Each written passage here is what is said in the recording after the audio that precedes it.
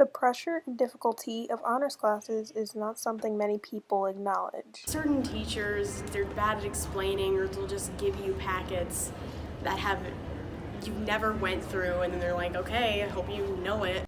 Honors students have more trouble completing homework in a certain amount of time.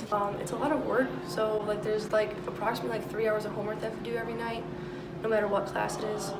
Honors teachers have a big role in their students' success and realize how much pressure students put on themselves. I think it's a really challenging time in high school, just to be a teenager and to be a high schooler anyway, with all the pressures in the world as it is. And then if you pile on that workload of honors students and that honors level workload, and if you're not ready or equipped to deal with it, it does become something, instead of helpful in helping you become the best student you can be, sometimes it can be crumbling or even crippling.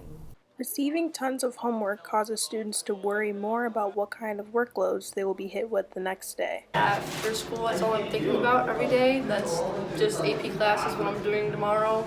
Students feel that their stress comes from the choice of teaching methods. When a teacher doesn't reteach something or go in depth, like if you have a question and the teacher just dismisses the question, that's a big pet peeve of mine with teaching. Others say certain methods help relieve some of their stress. I don't like getting lectured at. I like hands-on things, so chem or biology, we do hands-on labs, which helps. The workload in honors classes affects the ability for students to ask questions during class. I think a lot of it is the workload. It's also the teaching material. You don't get to slow things down in class and ask a lot of questions like you get to do in a regular class. It's a lot more sped up. If you don't get it the first time around, you have to spend hours more after school working on it by yourself. When students start honors classes, they sometimes don't realize how much more pressure is put on them. Well, I think that to a certain extent, it depends on the student. I think with AP and honors classes, there's a little bit more rigor. There are definitely higher expectations. So when students enter into an honors or AP class, sometimes the struggle is balancing school life with home life, with work life. Students in class can both relieve stress and add distractions during class. A lot of my classmates also have no idea what's going on, so we bond over that. My friends, they're all distractions, especially when I sit by them.